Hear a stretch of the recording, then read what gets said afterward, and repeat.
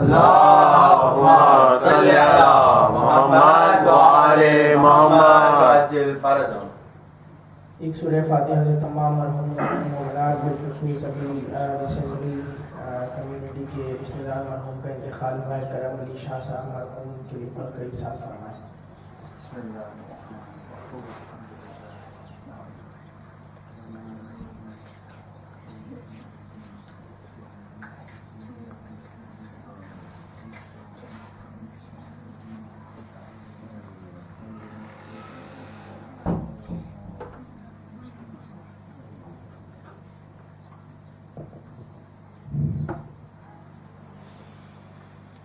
اعوذ باللہ من الشیطان الرجیم ولا حول ولا قوة الا باللہ العلی العظیم افوض امری الی اللہ ان اللہ بصیر بالعباد۔ بسم اللہ الرحمن الرحیم الحمد للہ الذی دلع لسان الصباح بنطق تبلجہ وسرح قطع الليل المظلم بغياب تلججه واتقنا صنع الفلك الدوار في مقادير تبرجه وشعشع ضياء الشمس بنور تأججه وصل اللهم على الدليل إليك في الليل الأليل والماسك من أسبابك بحبل الشرف الأطول والناصر الحسب في ذروة الكاهل الأعبل والثابت القدم على زحاليفها في الزمن الأول حبيبنا وطبيب نفوسنا أبي القاسم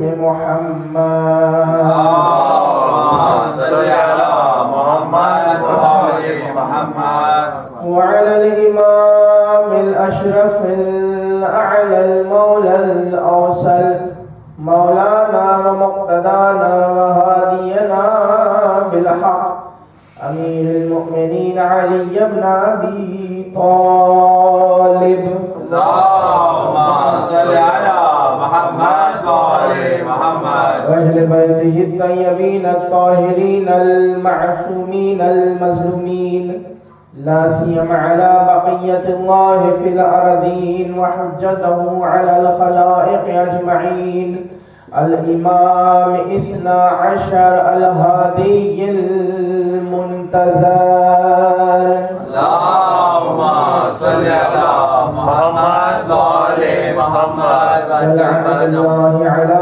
أعدائهم أجمعين من يومنا هذا إلى قيام يوم الدين رب اشرح لي صدري ويسر لي أمري واحلل عقدة من لساني يفقهوا قولي أما بعد فقد قال الله تبارك وتعالى في القرآن المجيد وهو أصدق القائلين وقوله الحق بسم الله الرحمن الرحيم يا أيها الذين آمنوا أطيعوا الله وأطيعوا الرسول وأولي الأمر منكم صلوات اللهم صل على محمد وآل محمد وعجل فرجهم۔ عزیزان ایمان مومنین و مومنات السلام علیکم۔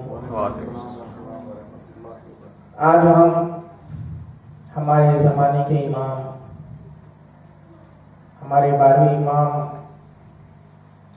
کی خدمت میں ان کے والد کی شہادت کا پرسہ دینے کے لیے جمع ہوئے ہیں۔ ہمارے 11ویں امام کی شہادت کی مجلس برپا کر رہے ہیں۔ اس سے پہلے بھی 1 یا 2 مجلسوں میں اسی آیت پہ اسی ٹاپک پہ ہم نے ڈسکشن کیا تھا کہ اطاعت جو اولی الامر کی، اللہ کی اور اس کے رسول کی حکم ہو رہا ہے کرنے کے لیے،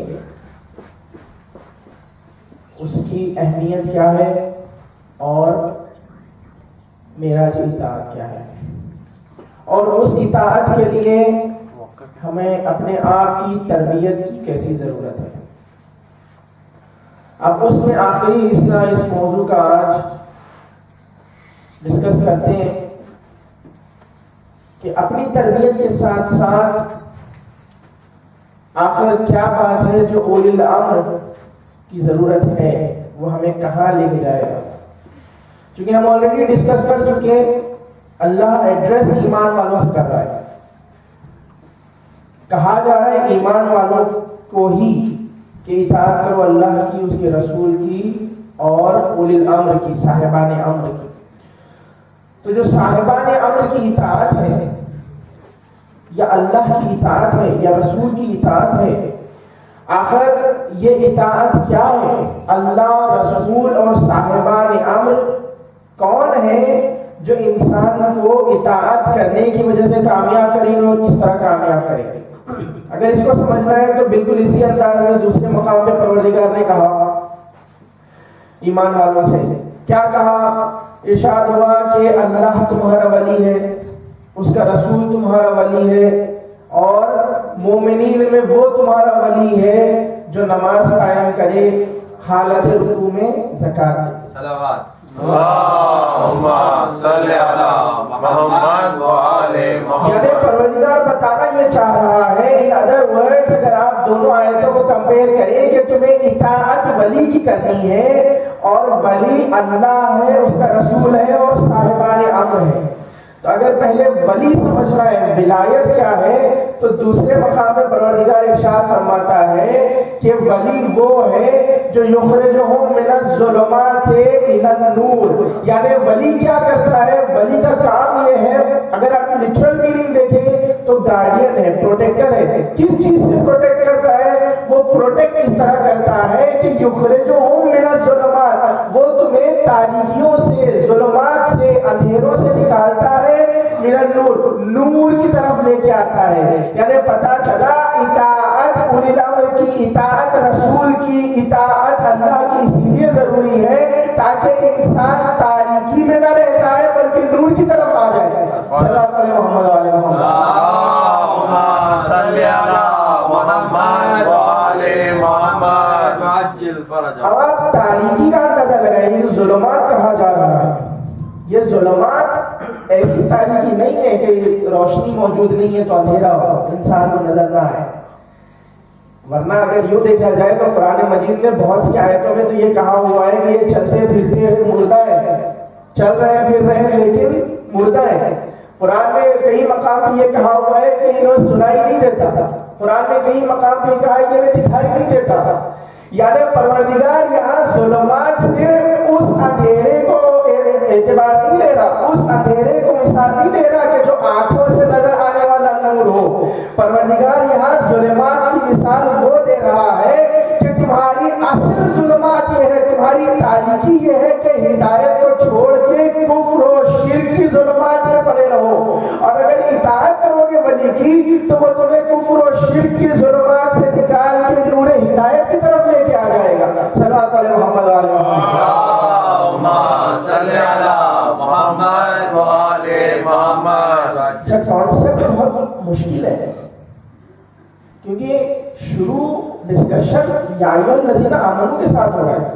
اب آپ سے میں سوال کرتا ہوں، یہ بتائیں کہ جب کہا جا رہا ہے ایمان لانے والوں اور اس کے بعد یہ ایکسپیکٹ کیا جا رہا ہے کہ اطاعت کرو ورنہ تم ظلمات میں رہ جاؤ گے، جب ایمان والوں کہا جا رہا ہے اس کا مطلب ہی یہی ہے کہ ان کا کلیم یہ ہے کہ میں مسلمان بھی ہوں، میں ایمان بھی ہوں، لیکن اس کے باوجود پروردگار ایک ہنٹ دے کے بتا رہا ہے تمہارا یہ کہنا کہ میں ایمان والا ہوں تاریکی سے نور میں آنے کی گارنٹی نہیں ہے، کامیابی نہیں ہے۔ اگر تم اولی الامر کی اطاعت نہیں کرو گے تو تم سمجھتے ہو کہ تمہارا شمار ان میں ہے جو ایمان لانے والے ہیں، لیکن اس کے باوجود تم ظلمات میں رہ جاؤ گے، نور ہدایت کی طرف نہ آ پاؤ گے۔ صلوات علی محمد و آل محمد۔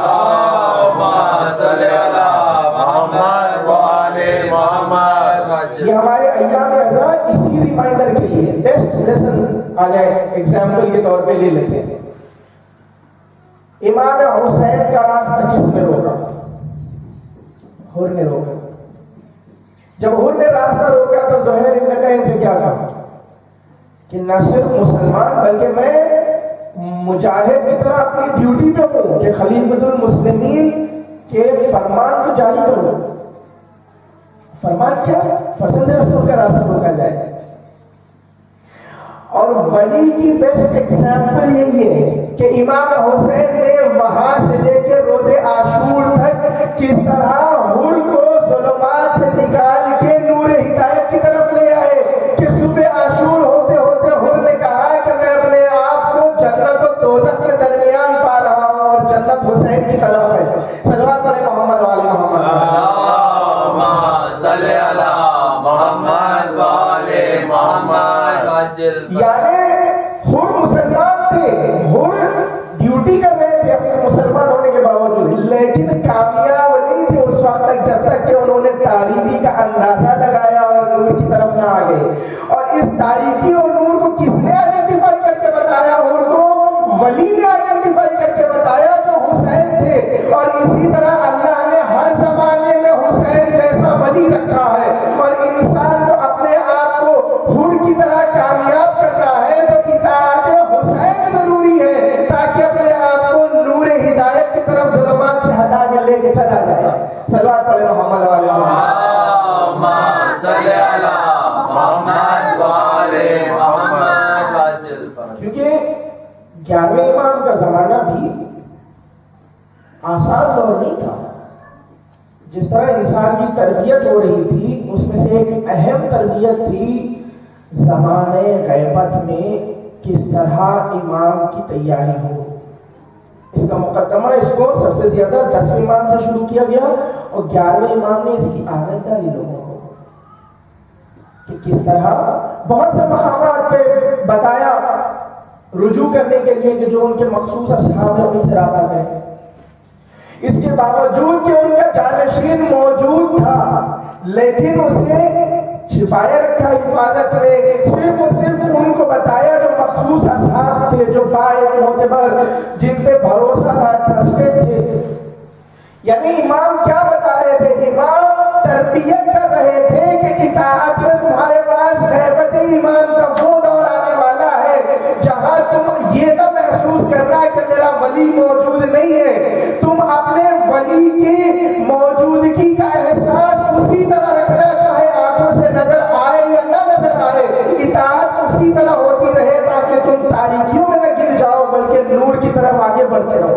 صلوات پڑھیں محمد وعلی اللہم صلی علی محمد وعلی محمد۔ 11ویں امام نے پریپریشن کیا غیبت کا، فاؤنڈیشن غیبت کا سٹرونگ کیا، تاکہ میرے بعد جب میرا فرزند زمانے غیبت میں ہو تو لوگ عادی ہونے لگے۔ کہ کتنا ٹائم تھا جو امام گھر میں قید رہے، آسان نہیں تھا، ہر کوئی ملاقات بھی کرتا، یعنی حتیٰ کہ اتنا زیادہ مشکل تھا، اتنا زیادہ گھر کے اندر بھی سپائن تھی کہ اگر ان کا کوئی فرزند ہو جائے تو ہمیں پتہ چلے۔ کیوں؟ یہی تو فرق ہے۔ دیکھیں، لوگ وہ تھے جو نہ صرف اسلام، نہ صرف اپنے آپ کو مسلمان کلیم کرتے تھے، بلکہ انہیں یقین تھا کہ انہی کا فرزند ہوگا جو عدالت برپا کرے گا، ظلم کی بساط کو الٹ دے گا۔ جانتے تھے کہ انہی کا فرزند ہوگا جو ایسا ولی ہوگا جو ظلمات سے نکال کے لوگوں کو نور ہدایت میں لے کے جائے گا، لیکن اس کے باوجود اطاعت چھوڑ دی، اسی وجہ سے ظلمات میں رہے، اور اطاعت چھوڑ کے ظلمات میں اتنا رہے کہ اپنے آپ کو فرعون کی طرح لے کے چلے گئے۔ پوری کوشش کی کہ 11ویں امام کا فرزند دنیا میں نہ آئے، اگر آ جائے تو ہمیں معلوم ہو جائے کہ ہم اسے ختم کر دیں، لیکن پروردگار نے کیا کہا؟ پروردگار نے یہی تو اہتمام کیا۔ وہاں موسیٰ کے لیے فرعون نے کوشش کی، اتنے ہزاروں کو قتل کیا، اس کے باوجود ہم نے موسیٰ کو نہ صرف پیدا کیا بلکہ ہم نے دربار میں وہی پروان چڑھایا۔ اسی طرح تمام پہرے کے باوجود ہم نے ہمارے پاروے ہادی کو نور ہدایت والے نہ صرف پیدا کیا، اسی سیکیورٹی میں، اسی سپاہی میں پروان بھی چڑھا رہے ہیں، لیکن کسی کو معلوم ہی نہیں ہے، کیونکہ اللہ کا ارادہ ہے اور وہ جیسے چاہتا ہے کامیاب کرتا ہے۔ صلوات پڑھیں محمد وعلی محمد۔ اللہم صلی علی محمد وعلی محمد۔ امام نہ صرف پیدا ہوئے بلکہ وہ موقع بھی جب آیا تو کئی مرتبہ اپنے بابا کی شہادت کے بعد اپنے آپ کو ظاہر بھی کیا۔ پھر لوگوں نے کوشش کی کہ انہیں قید کر لیا جائے، پکڑ لیا جائے، لیکن کسی کے ہاتھ نہیں آئے۔ تو صرف فرق کیا بتا رہا ہے پروردگار؟ دو اہم کیٹیگریز ہیں، جہاں ایک وہ کیٹیگری ہے جو انسان اپنے آپ کو کلیم کرتا ہے کہ میں ایمان والا ہوں، میں اسلام والا ہوں، میں دین محمد پہ پیروکار ہوں، لیکن لیکنگ آف اطاعت کی وجہ سے وہ ظلمت کی گہرائیوں میں گرتا چلا جاتا ہے۔ اور اگر وہی انسان جو یہ کلیم کرتا ہے وہ اطاعت کے اس مقام پر چلا جائے کہ جہاں وہ اطاعت اتنی اطاعت کرے کہ ولی امر نے حکم دیا ہے اگر صلح ہونی ہے تو صلح یقینی ہے، جنگ ہونی ہے تو جنگ برحق ہے، ہر دو صورتوں میں میرے لیے صرف یہی لازم ہے کہ میں اپنے ولی کی اطاعت کروں تو وہ ہدایت میں کامیابی کی طرف جائے گا۔ صلوات پڑھیں محمد و آل محمد۔ اللہم صلی علی محمد و آل محمد۔ کیونکہ اطاعت آسان کام نہیں ہے، اطاعت کے لیے یہی سب سے اہم مسئلہ ہے کہ جہاں اپنے پریفرنس کو، اپنی حکمت کو انسان سیکریفائز کرے اور یہ سمجھے کہ میری حکمت اس حکمت کا مقابلہ نہیں کر سکتی جو ایسی حکمت رکھنے والا ہے جسے اللہ نے ولی بنا کے بھیجا ہے۔ کیوں؟ کیونکہ اس حکیم نے اپنی حکمت کا وہ مجموعہ اس ولی کو دیا ہے کہ میری حکمت اس حکمت کے آگے کچھ نہیں ہے۔ دنیا اگر مجھے حکیم، بہترین، ہوشیار انسان سمجھ لے، لیکن اگر اس ولی نے جو حکم دیا ہے اس کے پیچھے بہت سی حکمتیں چھپی ہے، اگر اس نے حکم دیا ہے کہ معاویہ کے ساتھ صلح ہونی ہے تو اس کی حکمت یہی ہے کہ اس صلح کے ذریعے معاویہ کے کردار کو آشکار کرے گا، اور اگر اس نے حکم دیا ہے کہ صرف 72 ہی صحیح جنگ ہونی ہے تو اس جنگ کے ذریعے اسی معاویہ کے بیٹے یزید کا پردہ فاش کرے گا۔ دونوں صورتوں میں ولی کی اطاعت اور اس کی حکمت اپنے انسان کی حکمت سے کئی زیادہ بالا تر ہے، اسی لیے اطاعت کا حکم ہے۔ صلوات پڑھیں محمد علیہ اللہم صلی علی محمد و آل محمد۔ یا علی یا علی یا علی اللہم صلی علی محمد و آل محمد۔ اطاعت بہت مشکل کام ہے۔ اطاعت کے لیے ہم نے ڈسکس کر لیا انسان کو اپنی تربیت کی ضرورت ہے۔ دوسرے، ایمان کا کلیم، اگر انسان اپنے آپ یہ سمجھ رہا ہے کہ میں نے ایمان کا کلیم کیا ہے، پروردگار اسی لیے ایمان کے بعد اطاعت کا حکم دے کے بتا رہا ہے۔ یہ نہ سمجھنا کہ تم نے اطاعت کا کلیم کر لیا تو تم کامیاب ہو، یا تم جو قدم اٹھا رہے ہو وہ کامیاب قدم ہے۔ تاریخ اسی لیے تمہیں یہ ایگزامپلز دے کے بتا رہی ہے کہ بہت سے ایسے تھے جنہیں دنیا مومن سمجھ رہی تھی لیکن اطاعت کے معاملے میں لیک کر گئے۔ بہت سے ایسے تھے جسے دنیا آسان سمجھ رہی تھی لیکن اطاعت کے معاملے میں ایک دن میں اتنے زیادہ آزاد ہو گئے کہ آج تک ہو رہی ہو رہے۔ اطاعت اسی لیے ولی امر، اولی الامر کی لازمی ہے۔ کیوں؟ کیونکہ انسان جب تک کہ اطاعت نہیں کرے گا کامیاب نہیں ہو سکتا۔ اور اسی لیے 11ویں امام نے پھر اس کے بعد عادت ڈالی کہ زمانے غیبت میں جب امام سامنے نہ ہو اس کے باوجود انسان گمراہ نہ ہو جائے۔ کیوں؟ کیونکہ یہ بڑی فطرتاً بات ہے۔ مثال کے طور پہ بچوں کے ساتھ جب سامنے دیکھ رہے ہیں، پیرنٹس موجود ہوں تو وہ خیال کرتے ہیں اگر کوئی غلطی کر رہے ہوں، یا پھر اپنے آفس میں لے لیں، اپنے کالجز میں لے لیں کہ اگر موڈ نہیں ہے کام کرنے کا تو سلیک کرتے ہیں، لیکن وہی بازو میں آ کے مینیجر کھڑا ہو جائے تو پھر اس کے بعد ایسی پھرتی آ جاتی ہے کہ وہ بالکل بتانا ہے کہ بھائی اتنا ہارڈ ورکنگ، اتنا ٹائرلیسلی کام کرنے والا ہے تو بس میں ہی ہوں۔ انسان کی فطرت میں ہے نا۔ اسی طرح یہی فطرت کو جو چھوٹی چھوٹی مقامات پہ ہے اس مقام پہ لے جائیں کہ جہاں انسان یہ سمجھے کہ میرا امام میرے سامنے نہیں ہے۔ 11ویں امام تک لوگوں کی رسائی تھی، امام سے ملاقات کرتے تھے۔ 11ویں امام کے بعد رسائی نہیں ہے، انلیس اپنے آپ کو اس مقام پہ لے جائے کہ محسوس کرے کہ میرا امام میرے دامن میں ہے، اس کی سپورٹ میرے ساتھ ہمیشہ ہے. لیکن اپنے آپ کو اس مقام پر لے جانے کے لیے یہ محسوس کرنا ہوگا کہ میں 24/7 CCTV مانیٹرنگ میں ہوں کہ کہیں سلیک نہ کر جاؤں، میرا امام مجھ سے ناراض ہو جائے. صلوات پڑھے محمد وعلى محمد.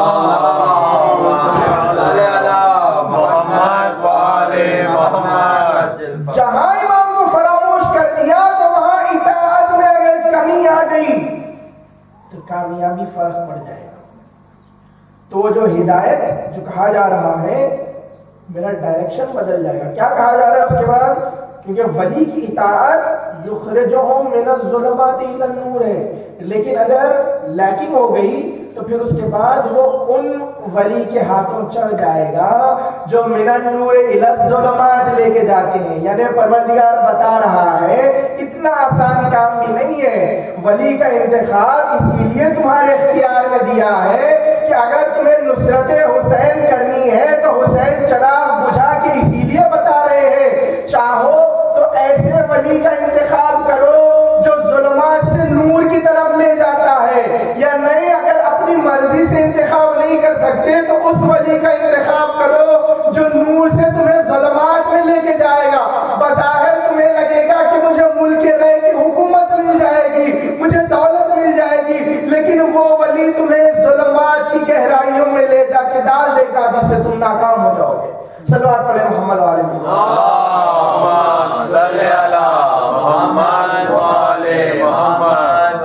تربیت اطاعت کے لیے اسی لیے لازمی ہے کہ اختیار کے ساتھ چوز کرنا ہے، اختیار کے ساتھ ایسے ولی کی اطاعت کرنا ہے. نہ اس بنا پہ کرنا ہے کہ میرے والدین کرتے آئے ہیں میں بھی وہی فالو کر رہا ہوں، نہ اس بنا پہ کرنا ہے کہ اب کوئی دوسرا آپشن ہی نہیں ہے، ایک آپشن یہی لگ رہا ہے فیوریبل. نہ اس بنا پہ کرنا ہے کہ فی الحال مجھے فائدہ اس میں لگ رہا ہے. ولی کی اطاعت ہر اس حال میں کرنا ہے چاہے یہ محسوس ہو کہ بظاہر میرا نقصان ہے. چھٹے امام کا واقعہ کتنا مشہور ہے، پہلے بھی میں نے اسے ذکر کیا. اطاعت کا کتنا اہم موضوع انہوں نے بتایا. اگر آپ ساتھ ہیں تو دوبارہ میں بیان کر دیتا ہوں، بچے غور سے سنیں انشاءاللہ. بہترین واقعہ. ایک صلوات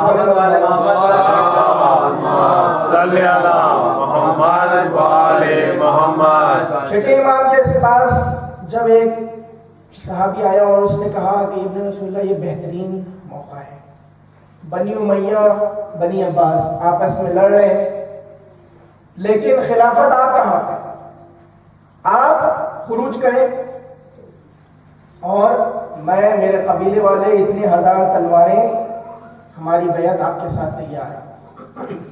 خلافت آپ کا ہاتھ ہے، آپ کی میراث ہے، یہ آپ کے پاس ہونا چاہیے.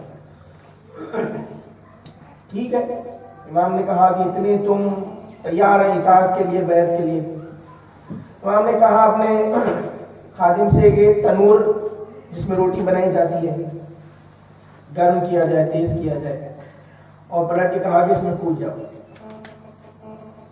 کہا مولا کوئی غلطی ہوگی ہو تو معاف کر دیں، میں تو بس آپ کی محبت میں کہہ رہا تھا. یقیناً میں یہ ایمان رکھتا ہوں، یہ یقینی میرا ایمان ہے کہ یہ خلافت آپ کا حق ہے، آپ کی میراث ہے، اور واقعاً میرے ساتھ میں اتنے تیار ہے. امام نے کچھ نہیں کہا. سامنے سے ہارون مکی آ رہے تھے. ہارون مکی کے ہاتھ میں بازار سے آ رہے تھے، ایک ہاتھ میں ترکاری اور ایک ہاتھ میں ٹوٹی ہوئی چپل، ایک چپل پہنے ہوئے ایک پہنے ہوئے نہیں ہے. جیسے امام کو دیکھا سلام کیا، امام نے سلام کا جواب دیا، کہا کہ ہارون اس تنور میں کود جاؤ. ہارون ویسے ہی تنور میں کود گئے اور امام نے بند کروا دیا، چلے بند کر دیں، تنور میں ویسے روٹی 10 منٹ لگتی ہے تو شاید باربیکیو کے لیے اور تھوڑا زیادہ ٹائم ہوتا ہے.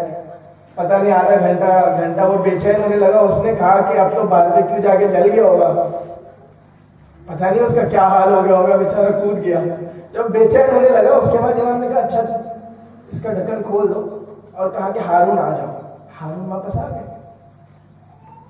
اس نے دیکھا کہ ہارون کی باڈی تو ٹھنڈی ہے بالکل تنور میں جا کے آنے کے باوجود. امام نے پلٹ کے ایک سوال کیا، کہا یہ بتاؤ کہ ایسے کتنے ہیں جو اس طرح اطاعت کریں؟ کیوں ہارون نے کیسی اطاعت کی؟ ہارون سے اس نے ایک سوال کیا، ہارون سے کہا کہ ہارون تم نے یقیناً امام کی اطاعت کی، کم از کم اپنی ٹوٹی ہوئی چپل رکھ کے چلے جاتے یا جوڑ کے پہن کے چلے جاتے ہیں، اپنے ہاتھ کی ترکاری رکھ کے چلے جاتے ہیں۔ ہارون کا بہترین جواب ہے اطاعت کے لیے۔ ہارون نے کہا خبردار، امام کی اطاعت میں اتنی تاخیر کہ امام نے تمہیں حکم دے دیا تم اپنی چیزیں سارٹ آؤٹ کرو اور اس کے بعد حکم عمل کرو۔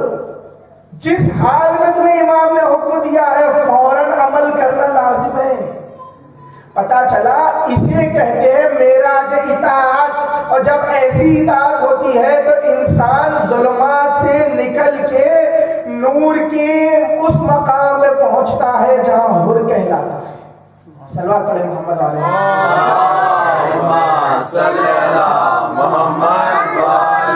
محمد۔ اور یہی اطاعت ہمیں اپنی زندگی کے روز مرہ کے اعمال میں امپلیمنٹ کرنی ہے، اپنی تربیت میں، اپنی پریپریشن میں زمانے کے امام کے لیے۔ کیوں؟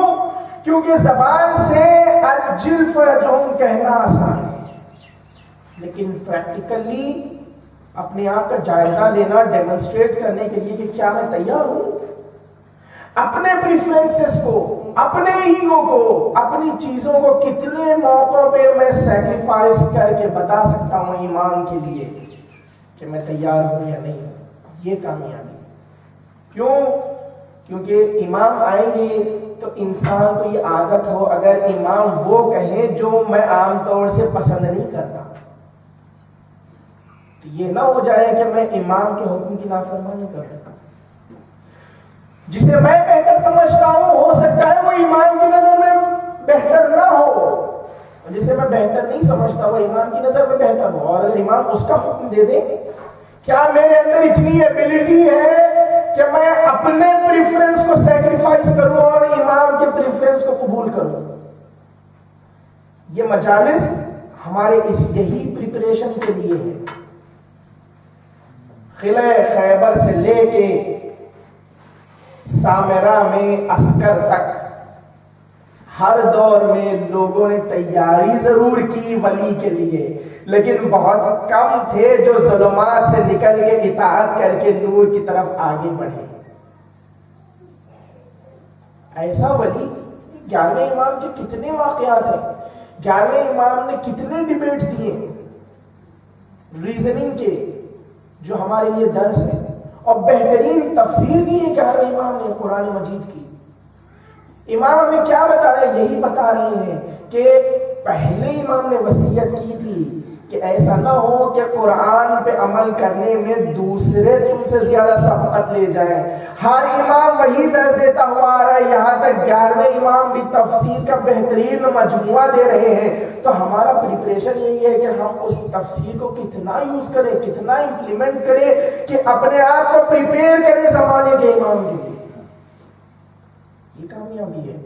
اور جب اپنے آپ کو ہم پریپیئر کریں گے تو خود بخود ہماری اتنی ایبلٹی ہو جائے گی کہ اطاعت کرنے میں اگر مشکل ہوئی تو وہاں اپنے سیلف کو سیکریفائز کر پائیں گے۔ جب سیلف کو سیکریفائز کر پائیں گے تب ہمیں ریئلائز ہوگا کہ کامیابی کا کیا مقام ہے۔ کامیابی وہ نہیں ہے کہ انسان زندہ رہے، کربلا یہی درس سکھا رہی ہے۔ کامیابی وہ ہے کہ نام ہمیشہ قیامت تک زندہ رہے۔ عزیزان امام، 11ویں امام کے بہت سے معجزات ہیں، بہت سے فضائل ہیں، لیکن اس کے باوجود کوئی بھی ایسا مقام نہیں ہے کہ جہاں 11ویں امام نے کسی کو نقصان پہنچایا۔ کوئی بھی ایسا لمحہ نہیں ہے جہاں 11ویں امام نے کبھی خروج کیا ہے۔ حالانکہ امام کی زندگی یا زندان میں یا گھر میں نظر بند قید کی طرح رہی ہے، اپنے گھر میں خود امام قیدی ہے اس طرح۔ اور امام کا لقب عسکری اسی لیے ہے کیونکہ امام کو فوجی چھاؤنی میں رکھا گیا تھا جسے عسکر کہتے ہیں، اس سے عسکری ہوا، لیکن اس کے باوجود تمام کام امام نے انجام دیے۔ بہترین ہمارے لیے تفسیر کو چھوڑا، کیا یہ حق تھا کہ ایسے ہی امام پر ظلم کیا جائے جو لوگوں سے صرف حسن سلوک اور محبت سکھاتا ہو؟ ایسا امام جو صرف علم سے مالا مال کرتا ہو؟ کیا یہ حق تھا؟ کیا یہ حق تھا کہ ایسا ولی جو ظلمات کی گمراہی سے نکال کے نور ہدایت میں لے کے آتا ہو اس کے ساتھ یہ سلوک کیا جائے؟ عزیزان ایمان، صرف اور صرف 11ویں امام ہیں جو زہر کے اثر سے 8 دن تک بے چین رہے۔ پہلی ربیع الاول کو امام کو زہر دیا گیا اور امام کی شہادت کب ہے؟ 8ویں ربیع الاول کو۔ صرف اور صرف ایک ہی 11ویں امام ہے جو اتنا عرصہ زہر کے اثر سے بے چین رہے۔ کبھی امام کو زہر کے اثر سے غش آتا ہے اور یقیناً جب غش سے فاقہ ہوتا ہے تو اپنے جد مظلوم امام حسین کی غربت کو یاد کرتے آئے اپنے زمانے کے امام کی بارگاہ میں پرسہ دیتے ہیں کہ مولا یقیناً آپ کے بابا پہ بہت ظلم ہوا، 8 دن آپ کے بابا زہر کے اثر سے تڑپتے رہے۔ اے ہمارے امام زمانہ، اے وہ حاضر امام، تیری بارگاہ میں پرسہ پیش کرتے ہیں کہ اپنے بابا کا پرسہ قبول کرے۔ اے میرے مولا، یقیناً تنہائی میں غربت میں آپ کے بابا کو زہر دلا دیا گیا،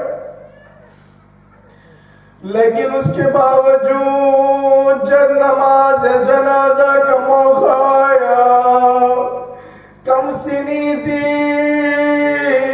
چاہنے والے کم تھے، مگر امام زمانہ ظاہر ہوئے اور کہا کہ چچا ہٹ جائیے، ایک امام کی نماز جنازہ صرف امام ہی پڑھا سکتا ہے۔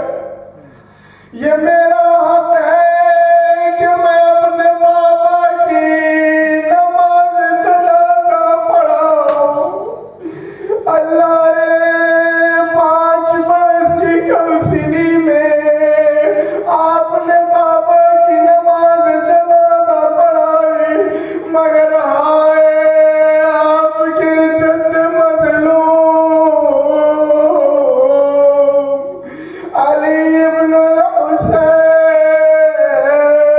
جس نے نماز پڑھانا تو دور، اس طرح پرسہ دیا گیا، ایک بستر چھین لیا گیا، ہاتھوں میں ہتھکڑیاں، گلے میں تو کمر میں لنگر، اور یہی امام ہے۔ یہ وہ دن ہے کہ جو تذکرہ کیا جاتا ہے اہل حرم جب مدینے کی طرف واپس آئے ہیں۔ عزیزان امام، عزیزان عزاداران امام حسین، 2 مقامات ہیں جہاں سید سجاد بہت تڑپ گئے۔ ایک وہ مقام ہے کہ جب قافلہ واپس آیا ہے تو سید سجاد نے اہتمام کیا کہ اے بشیر جاؤ، تیرا باپ شاعر تھا، اگر تو بھی شاعری کرتا ہے تو منادی کر دے کہ اب مدینہ رہنے کے قابل نہیں رہا۔ بشیر منادی کرتا ہوا چلا، اے مدینے والو، مدینہ رہنے کے قابل نہیں رہا، فاطمہ کا لال کربلا میں شہید کر دیا گیا۔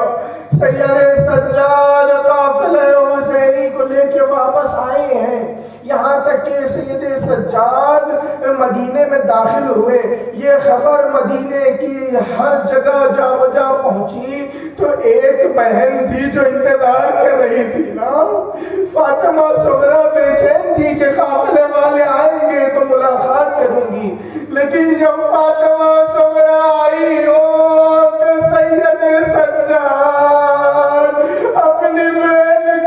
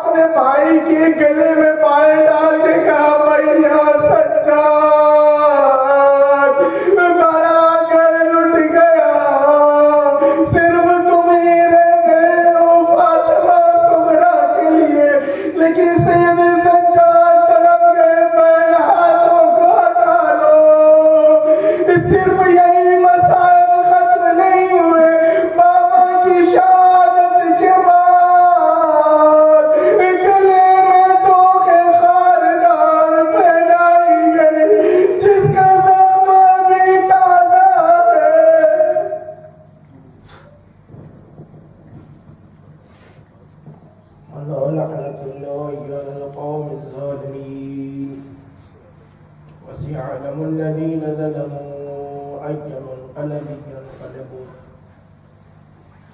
ربنا تقبل منا إنك أنت السميع العليم بار الہ سزاداری کو قبول پروردگارا ان مصائب کا واسطہ سزاداری کا واسطہ ہمارے دعاؤں میں اولین دعا یہی ہے کہ امام زمانہ کے ظہور میں تعجیل فرمائے پروردگارا ہماری دعاؤں کو ہماری عبادتوں کو قبول فرمائے پروردگارا ہمارے گناہوں کو بخش دے ہمارے مرحومین کی مغفرت فرما مقامات و مقدسات کا تحفظ فرما عزاداری و عزاداروں کا تحفظ فرما جہاں جہاں مومن رہتے ہیں ان کی جان مال عزت و آبرو کی حفاظت فرما دشمنان اہل بیت دشمنان اسلام کو نیست و نابود فرما اے مولا کے ناصر و غلاموں میں شمار فرما